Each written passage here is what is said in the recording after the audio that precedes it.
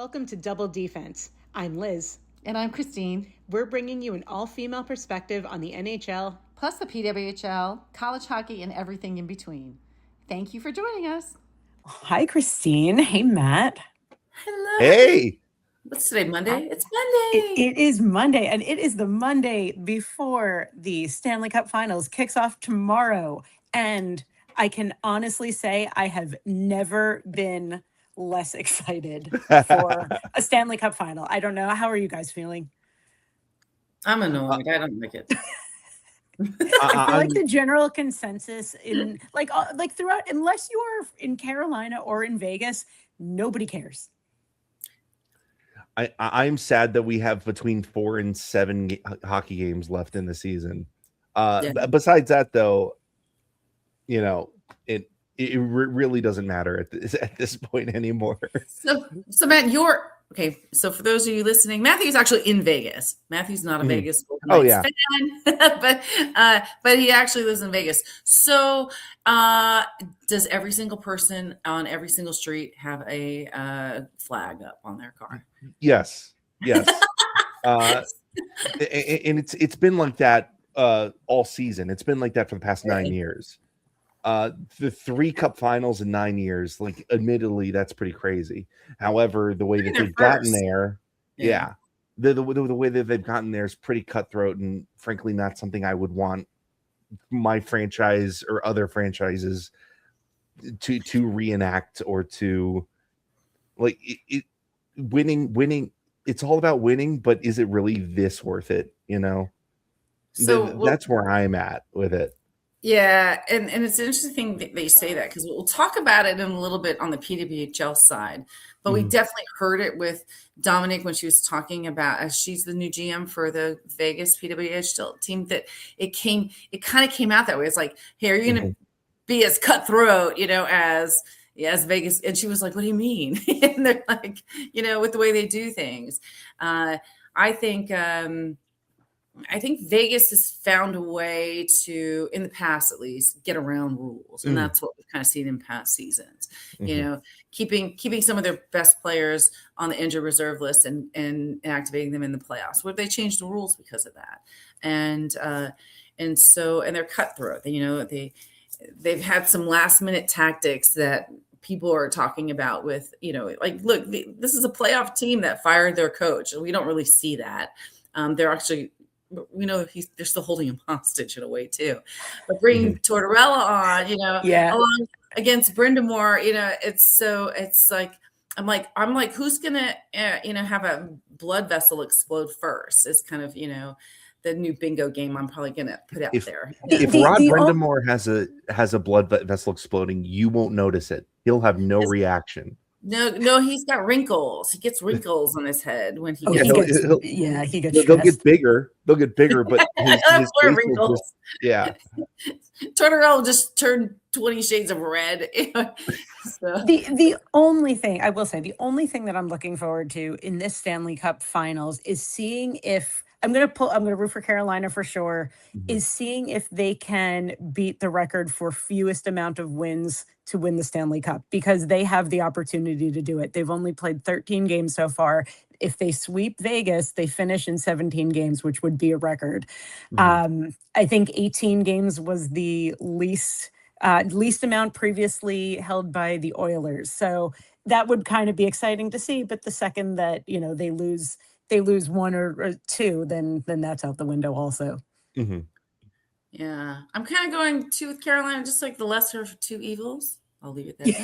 And can both teams lose? Is that possible? You know, it's funny too, because I've been talking, like I know Liz has been getting my texts. Oh, Matthew too, where I just get so riled up, and I'm like, why am I like this? I'm like, these are not my teams. I'm not really invested. I mean, I enjoy the sport. And I think the reason I'm getting heated is, and I think this is where a lot of people are too, and maybe this is why it's not as interesting as they want it to be, is I think what we've seen in these last couple rounds are the way the refs have been reffing. And it's very, it's frustrating. It's, it appears to be favoritism in a lot of people's eyes. This is the way I'm going. I'm just going to watch the game tomorrow night and see who the refs are going to favor, because that appears to be how it rolls. And we've seen one of the things I'm talking about is the game on Friday with the Canadians and the Canes, where there was an obvious goalie interference incident, and that even the guys on the panel were talking about it, after, just like, I'm gonna have to rewatch this. I don't understand what happened here, where the refs looked at it and said it was a good goal. And I think I turned it off probably right after that. I was like, it's over, it was just done after that. So, there's kind of a balance that, you have to be with letting them play versus calling these, the calls when they have to. And we even hear these experts talking about it. It's like, if it's a matter of safety and stuff, they got to call certain things, but otherwise it's like, just let them play. This is the Stanley Cup. They're all going to beat each other up and whack each other and do the things, that they want to do. And because when you start making these kind of calls, we've seen a couple of very questionable ones throughout the playoffs that I'm not used to really seeing. And maybe that's why, because some of these calls have turned the game. There was a Ducks game where they didn't call offsides and they scored, so these are decision-making games, like resulting in goals and stuff. And as we all know, in the history of hockey, you don't go back and review it and overturn,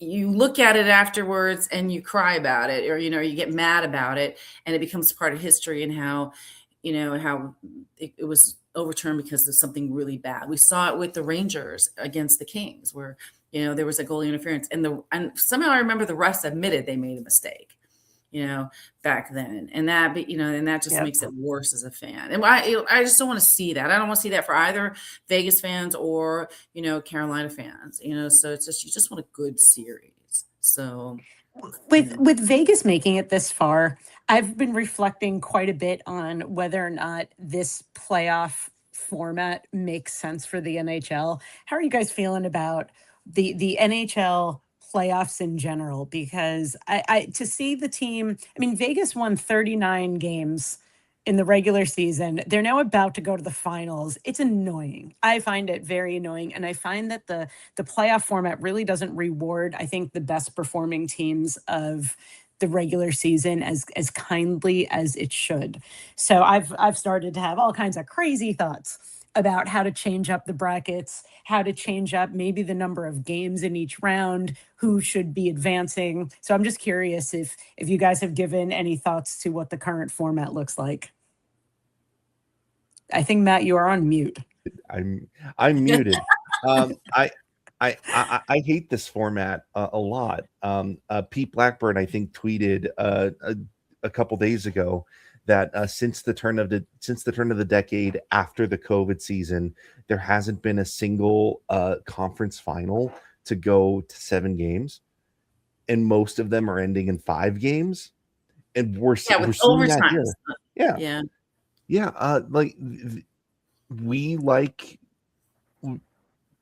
Us hockey fans love to say that the Stanley Cup Finals are better than the NBA playoffs or the NBA Finals, but when it comes down to the later rounds, that really isn't the case.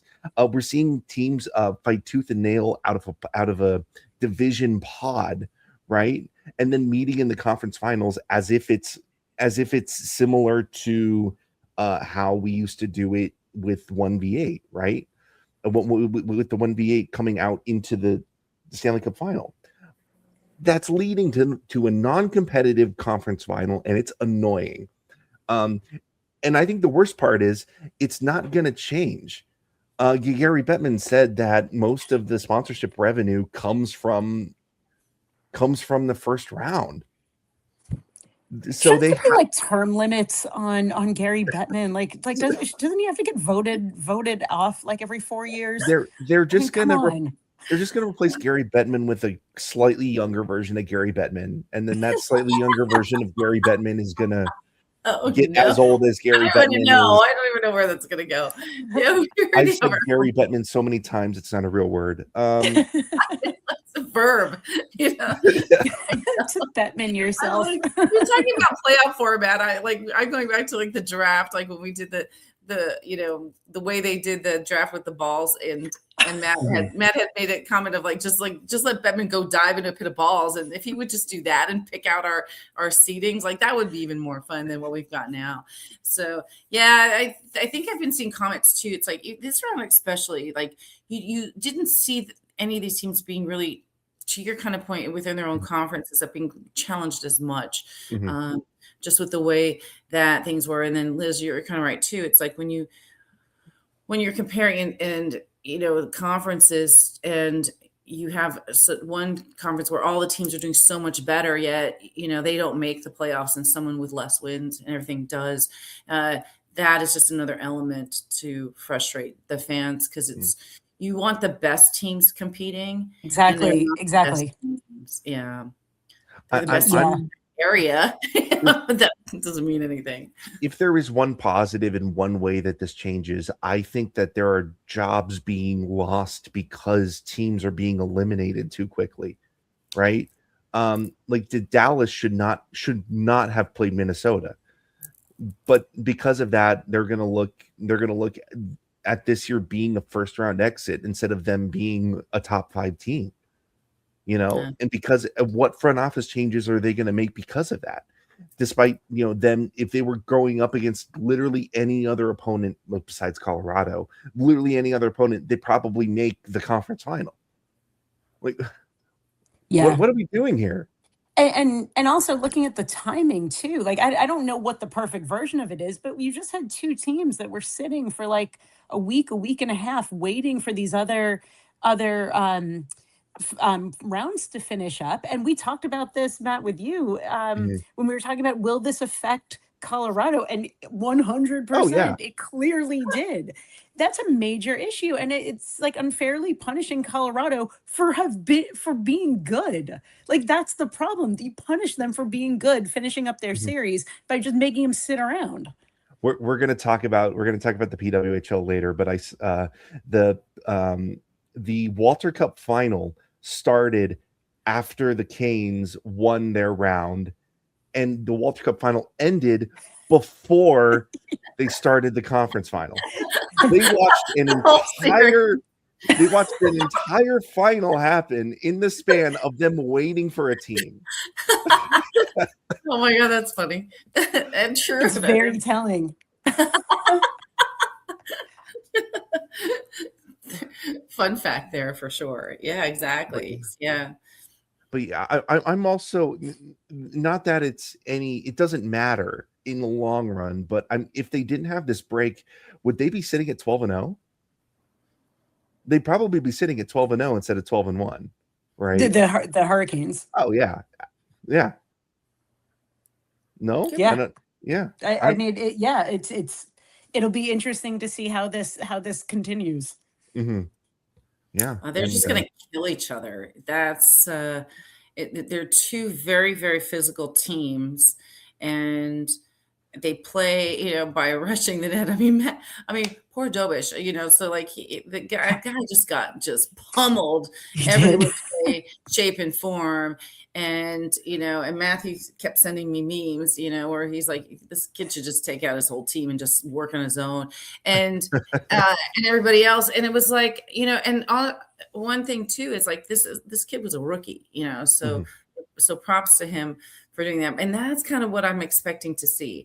And I think that's another reason why I'm not as excited for this Stanley Cup year. Maybe because I think I've been jaded about it, not just about our team, just most of the teams in general. I've seen the lack of, kind of maybe higher quality performance from everybody across the board, and everything kind of got turned upside down because of the Olympics.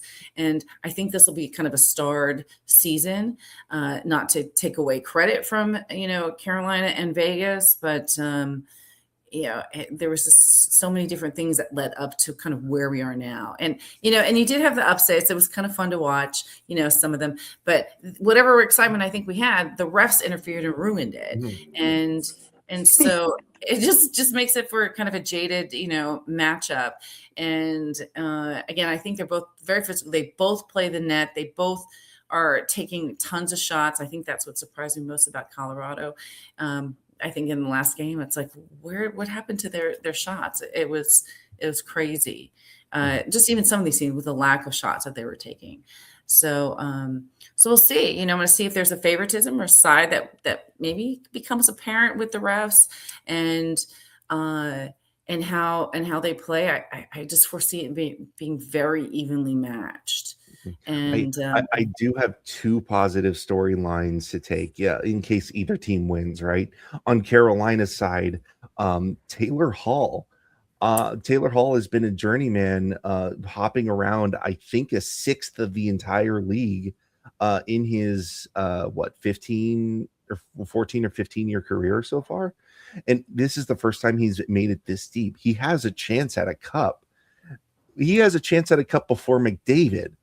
That would be crazy. And on Vegas' side, God forbid if they win, I think it would be very funny to just turn around and laugh at Vegas because of Mitch Marner. Mitch Marner has been their most effective player.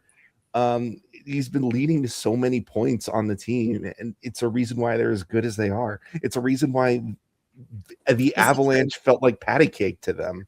Yeah, and he has a chance to win MVP too, which would just be freaking hilarious for Toronto. Right? I don't disagree. I don't disagree with that. We're already seeing those kind of stories. So see, there are positives, and it's been 20 years, for North Carolina.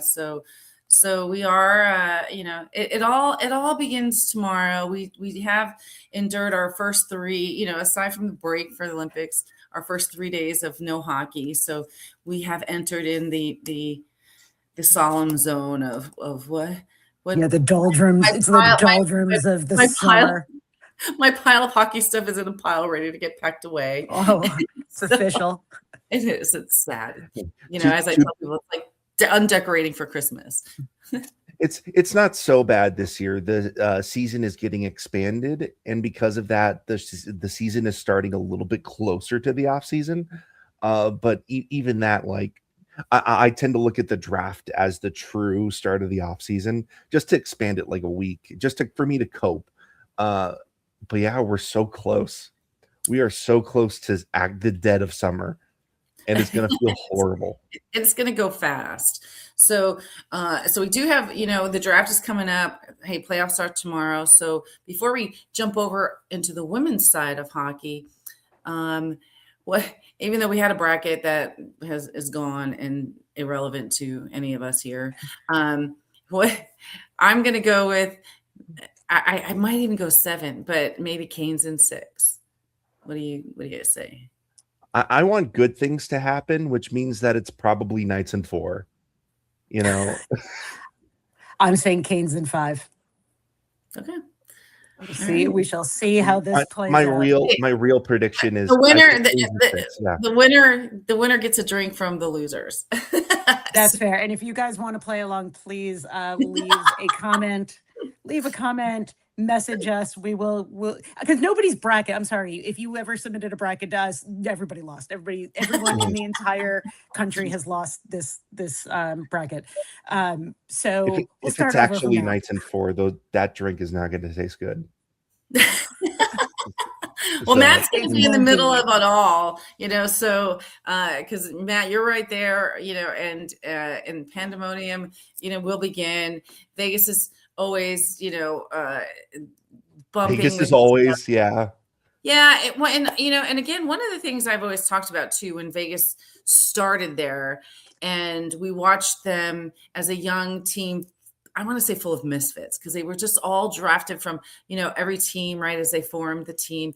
And they somehow, just, I don't think they really cared as much, and they just made their all the way to the top their very first year. That was actually very exciting to see. I think the town's getting a little cocky now. It's, again, that's fun to see. A little. When it's be nice about it. I'm watching some of my friends. I'm literally texting friends. I'm like, who are posting Vegas things. And I'm like, don't go too far to the dark side. I know who your team is, so, but root along for, where you live. I mean, this is also a thing of like, you don't have to be a fan where you live, and, but you can enjoy all the moments. And I've always said Vegas has the best marketing for stuff. I don't think, and this is where we're kind of seeing more teams. I mean, Matt and I were talking about like they're building a new, Double A baseball arena where they're making it more theme-like. So I think the teams are getting more creative with things, but Vegas was on it right from the start. Everything glitters, from the donuts to the jackets, and they have everything everywhere. They've even put a Knights jersey on the Statue of Liberty at New York. So I mean, they just do everything. So it'll be exciting to see and watch, as long as like the refs stay out of it. So do your jobs, stay out of the way, shut your faces, and let people enjoy, because otherwise I'm going to be just yelling and telling myself to calm down. And like, well, I don't know why I'm like this. I just have to keep taking a step back and calming down, because I don't know why I'm getting so riled. You want to hear something else infuriating? I'm just checking the prices for tickets at T-Mobile Arena. If you want one ticket to the game, so the first game in Vegas is on Saturday the 6th. Least expensive ticket is $1,409. Least expensive. That's Vegas. Yikes. Yeah, they're looking at conning some tourists for that, I mean, that's comparable to Knicks tickets, and the Knicks haven't been, we were talking about Knicks tickets. Like, you could get a ticket to the Super Bowl cheaper. Well, apparently you can, cheaper than Vegas too, because when I was at the 94 Game 5 Stanley Cup, and I ended up paying, I think, $700 a ticket, and it was like my whole life savings. I mean, it was everything, because I also had to pay for the flight and the hotel and everything. And how were your seats? Oh, my seats were good. So they were down in the 100 section. Yeah, that is not that seat is in the back row. I know. It's equivalent of like 30, 40 years ago, right? So I know, I'm like, we were talking about that, because you got the Knicks tickets. Nick, congratulations, by the way, to the Knicks. And then you have these upcoming things. So I'm sure for the Canes, it's going to be as exciting because it's been so long. Vegas, there's no real need to have it there, but they're going to just play off the tourists. They're not like some of the other, cities where they don't really want, the opposing teams, to be in the arena. They just want, the homegrown people. So Vegas is no hate to everybody I know, but the Knights are the most spoiled fan base in all of sports at the moment. How do you define spoiled? 9 years, they've only missed the playoffs once. They haven't suffered at all. That's what I mean by spoiled. Even like the Kraken, even the Kraken have they're struggling now. The Mammoth had a year. They've had a year of rebuild, transitioning from the Coyotes franchise to now, but also, that year sucked. So you couldn't even see half the game because of where you're sitting in the arena. So yeah, they're spoiled anyway. They need to kind of build up their knowledge of stuff too, because we are still looking at like kind of a Ducks growth too. And when the kids, when Matt was a kid, when we used to go to the Ducks game, and it's fun to be a fan of sports. And this is why we started doing this, is perspective is different, and you're learning and you're growing when you're watching the sport. And I think Vegas is one of those teams where, because of the marketing, everyone wanted the sparkly, jersey, and they wanted the sparkly hats, and all the women have everything glittery and blinged up, and it is fantastic. And everyone just jumped. I mean, I still remember, everyone jumped on those season tickets. It's a hub and it's easy to kind of get to and watch, and you get a bunch of shows in between the periods because they go all out with it, the resources that they have. So they are spoiled in more ways than one. But yeah, that's an interesting fact as well to kind of remember. We're going to hear all these facts and more when ESPN goes and does their little special sidebar shows, over the next week and a half, to when it starts. So so that'll be fun, to see. And we could use a little bit more of them too, and more of just the game. So, because I think a lot of people haven't been happy with a lot of these announcer guys out there. We don't need Wayne Gretzky anymore. He's too old. And they literally cut him off on the last broadcast. Like he was about to say something and they're like, nope. They went to an interview so he would stop talking. He's like looking off into the, into the, I don't know what he's looking at, but he's just looking over somewhere, and I just find there's so much attention to themselves, in between the breaks and stuff. And I'm telling you, if I hear them say boosh one more time, I'm gonna lose my mind. Okay. So I don't like the nickname stuff. It's fun when you're all there, not when you're broadcasting live to a million people, so I just think there's a level of professionalism they can do. And so that annoys me. I think it was part of our drinking game. So that's why I have to be careful if I partake in that, because I won't last very long with these things. So we'll see. The Stanley Cup playoffs are here, and DraftKings Sportsbook, an official sports betting partner of the NHL, has a new customer offer for you. When the ice gets coldest, the best players in the world show you exactly who they are, and you all know that. Playoff warriors turn it up round by round, and DraftKings turns it up with them from the first round all the way to the Stanley Cup Final. Bet player props, bet live from the opening faceoff to the final horn. Every moment matters. New DraftKings customers bet just $5 and you're going to get $100 in bonus bets instantly. Download the DraftKings Sportsbook app and use the code THPN so you're ready for the moment. That's code THPN. Turn $5 into $100 in bonus bets instantly. In partnership with DraftKings, the crown is yours. Gambling problem? Call 1-800-GAMBLER or 1-800-MY-RESET. New York, call 877-8-HOPE-NY or text HOPE-NY. Connecticut, call 888-789-7777 or visit ccpg.org. On behalf of Boot Hill Casino in Kansas, wager tax pass-through may apply in Illinois. 21 and over in most states. Void in Ontario. Restrictions apply. Bet must win to receive bonus bets which expire in 7 days. Minimum odds required. For additional terms and responsible gaming resources, see sportsbook.draftkings.com/promos. Limited time offer. But with that, we'll talk about something more exciting. The Victoire, our winning Walter Cup team, had their parade the other day, and it looked fantastic. What did they say, Matt? 20,000 people. The parade on the usual route, as they used to say before the Canadians were inept and stopped winning everything. For 20,000 people showing up for the Victoire. There was a ton, especially at the rally outside. There, Dobes was wearing a stop sign that's a Debian on it. I love that. Yeah, that was really cute. And and they came out and they're supporting them too. We're seeing a lot of that, which I really like. Seeing these teams support, the women's side of it, especially since, with these expansion teams, we are bringing more women's hockey into the men's arenas or the NHL arenas. And so they'll be sharing things. So we're going to see more, I think, next year of a blend of the NHL and the PWHL, which again, I like as well.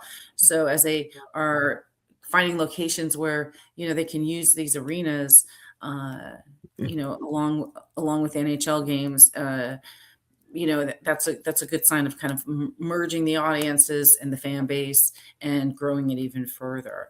So, so that's exciting, So, when they announced the team, in the last episode we talked, because Matt was able to go to the press conference. This last week they had, and we posted it. They had an introduction to all the GMs, the 4 GMs that were, they introduced the team, the GMs and kind of asked questions to to each of the GMs, so what their directions were and what they were hoping. It was a very general thing. I think you guys had a chance to listen to it as well.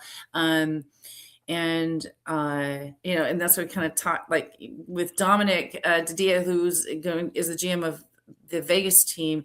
They did ask her, like, you're going to take this approach, like that Vegas has, and she's like, well, how do you mean? And like they're like their GM has like no bones, like we'll do anything it takes to win. And she's like, well, my expectation is we're going to do whatever it takes to win in our first season as well. So she was an agent before she came from the Kings over to Vegas. She seems pretty smart, and she did not have a coach at the time of the call, but right after she announced the coach. So the only one that is San Jose. So Troy Ryan, he plans on just doing everything, right? What is your thought on that, Matt? I think San Jose is going to be the team to struggle, not just because. So for those of you not paying attention, San Jose's GM named himself the coach. And I'm trying to figure out what the thought process is here. I'm assuming it's because that's kind of how it's done in college, right? When coaches are the ones are the ones also behind the bench, are also the ones scouting, are also the ones talking to players, are also the ones signing. And a lot of women's hockey still comes from college at the moment. So I'm wondering if that's the thought process here. But for a professional team, this seems pretty inappropriate and could go wrong pretty easily. He can always hire someone if it's not working out. I mean, it's the one male, GM within the new 4 teams, by the way. So we can go with that. And see if he can handle it, So he's been around. So he's been coaching and involved with the PWHL since at the beginning. You got Dominic's coming over from the Kings on the agent side, and you have Manon Rhéaume coming over from the Kings and the NHL. Manon Rhéaume. Yeah, we love her. So she's taking over Detroit. She's very excited because she's kind of lived in Detroit, and I think she's got a coach from Detroit, and I think she's kind of looking to fill the team with basically, because they were asking her those kind of questions: is how important is it for you to kind of collectively kind of get people on the team associated, with in the local area? And she's like, I'm sure people would love to be coming home and playing for their home team if they want to. So I think she's excited about trying to build her team, and there's some expectations, she'll get Abby Rock and some other players, from there. And so it's very excited to watch her, especially she's the one name people know throughout the years with the NHL, and having her really take a prominent role in the PWHL is most exciting, to see. And then Megan, she just seems like she's just a very witty, GM as well. I don't necessarily know exactly what she was doing before. So Megan Dugan captained Team USA in the 2010s. Okay. That's right. Yeah, that's right. Yeah. So this will be really interesting. We're looking at having about 250 people have entered into the draft, and there's about 8,000 phases for this draft to accommodate 4 new teams, trades and new people coming in. Again, 250 is a lot, to put in the pot to pick from. And, and Matt's saying there's already, waves going out throughout the internet of making deals. There's already making deals. There's already rumors, that are flying around this, the PWHL, because we were talking about that yesterday too. I don't want to get into more, but it's like not like there's other teams that don't really do drafts, and so this I think is more complicated because it's not just one team, which we might see, but it's 4. So so the first phase of the 853 that they have starts tomorrow. You said, right, Matt? It starts tomorrow. Okay. Yeah, they've started every team, all 12 expansion and existing teams are talking to players now. It is June 1st as we're recording this. They started talking to them this morning, and I also emphasize the reason why they're doing a ton of signing windows instead of a normal expansion draft that we all know and hate and love at the same time, is because players, they wanted to emphasize players' autonomy, right? They wanted to emphasize players' rights. They wanted to give players the choice to go play for the teams. And there are a couple instances where the players are going to be forced to play for these teams, but in those instances, they have some of the richest contracts in the league, so they would be able to afford it anyway, right? All right. 6 phases. We ready? I was 6 close. phases. technically 6.5 phases, because there's a mid phase after phase 5. All right, ready? Might as well be 768, right? Okay. All right, ready? Phase 1. This is the initial protection. Okay, this is, you get to the existing teams get to initially protect players, and the way that they do that is by signing them. All right, you get to sign and protect 3 players. If they're already on a, that's it. If they're already on a contract, you can protect them, or if they are unsigned and on an expiring contract, you sign them and you protect them automatically. And the fun thing about this is any team or any player can sign with any team right now. So I'm thinking Sarah Fillier might be on an expiring contract. I want to be corrected by that. She could go and sign with Minnesota or Vancouver right now, and she'd be one of the 3 protected players on those teams. That's crazy. Can you imagine having to pick three Kings players or 3 Rangers players, and that's all that you can protect? I love it. I think it's so cutthroat. It is. It's like, we're gonna get to know you and build up a team, and oh, never mind, we're starting all over. We're just gonna tear it apart and do it again. That happened last year with the draft with the protection, but now, because the only way to join the team is by signing, it's pretty much, well, she wanted to leave, so you have no right to complain about losing her. And that stirs up so much fun drama for me. All right. Phase 1, you get to sign 3 players and protect 3 players. Phase 2, this is the expansion team signing foundational players. They submitted a list of 20 players they're interested in, and they get to talk to those 20 players and sign 5 of them. Okay? Real good here. Are we keeping up? Okay. So far, so good. You good here? So far, okay. good. All right. They get to sign 5 players to 2 types of contracts. One is the EFO, which is the $100,000 contract that they cannot say no to. However, if they receive multiple of those, they get to choose between one of the multiple, right? And then the other ones are the franchise player offer, the FPO, $80,000. They can say no to that one. All right. So after this phase, the expansion teams have signed 5 players, 5 base players for them to start building up their team. Okay? We good here. All right. The next phase, phase 3. Phase 3. This is existing players. So the first 2 phases are all existing players. Most of these phases are existing players. Okay, so existing players. Okay. Still talking existing players. Okay. Phase 3, the existing teams, the 8 existing teams can now sign and protect 3 more players. Yeah. So the existing teams now have 6, and the expansion teams now have 5 at the end of phase 3. Okay? This is where people lose everybody. Yeah, because it's like you're picking like second best, kind of your group of second best, of who remains. So you protect your 3. You can potentially you might have your next 3, but you can't decide until the teams negotiate, because those may be gone and offer better deals or whatever. So out of who remains, then they can continue to protect additional players. And this is where you're going to just start solidifying, your team with the existing players. There's so much info that I forgot to mention. Each of these phases have corresponding dates. So yeah, it's confusing. Whoops. It is confusing. Whoops. Yeah.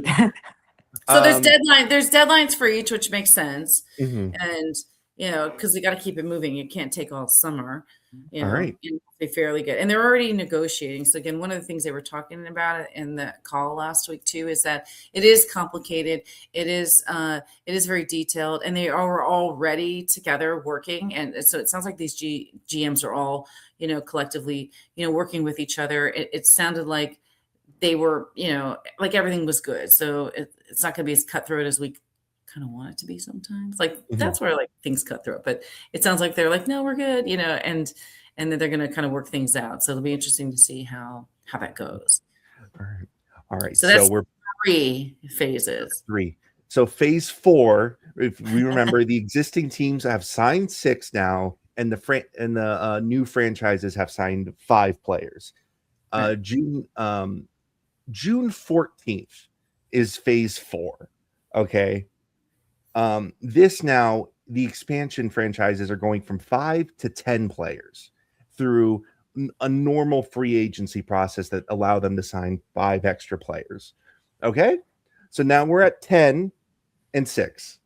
All right. And then restricted free agency opens for the existing teams. Basically, once they have 10, they can now sign players that they have the rights to qualifying offers or extensions or all of that fun hockey business stuff. And then we have phase 5.5, which is the entry draft. The entry draft is happening in the middle of all of this. That's the 250 people coming in. And where are they holding it? Where are they holding it? And is it going to be like a decentralized draft like the NHL is doing? It's not going to be a decentralized draft. They're hosting it in Detroit at the Fox Theater. And unfortunately, if you are in Detroit and you're hearing this information for the first time, sorry, you can't get tickets because they're already sold out.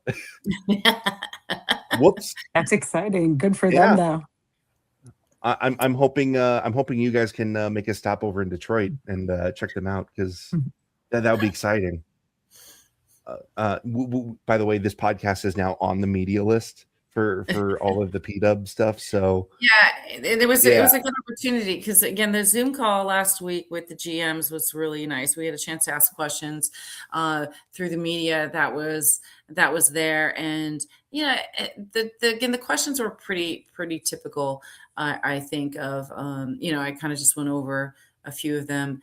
And there's confidence and excitement. I'm kind of really looking forward to seeing what Dominic does. I mean, she comes, she's kind of an LA native and familiar with areas, and she was kind of talking about the the fan side of things in Vegas, and kind of brought up, how you could drive down the streets and you see how dedicated people are to sports and how they're growing in Vegas. So she was definitely excited to take on that challenge. And I want to see how she does, because, especially now, because she was an agent. So she can be cutthroat if she kind of has that side of things.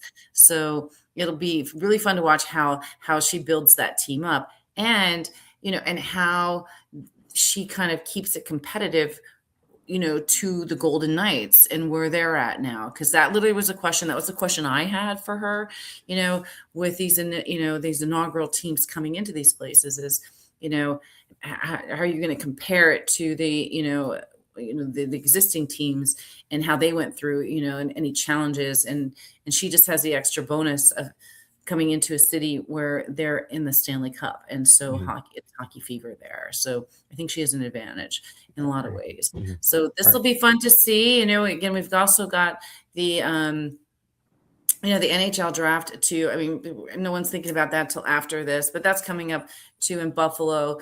And, and there's more news on those sides, like after hockey ends, after the Stanley Cup is over, to still talk about and focus on, through the summer. So it does keep us a little entertained. I think if you want to follow the puzzle that is the PWHL draft, and stuff, that's exciting, because it's just, we haven't seen 4 teams enter into a league and have them, as fair as possible, create, balanced teams throughout this. So this will be really fun to watch. All right. You're already seeing really big rumors on the boards of some of these big players, like you were talking about, kind of jumping ship and kind of going to where they want to go, So we are almost done with the expansion draft process.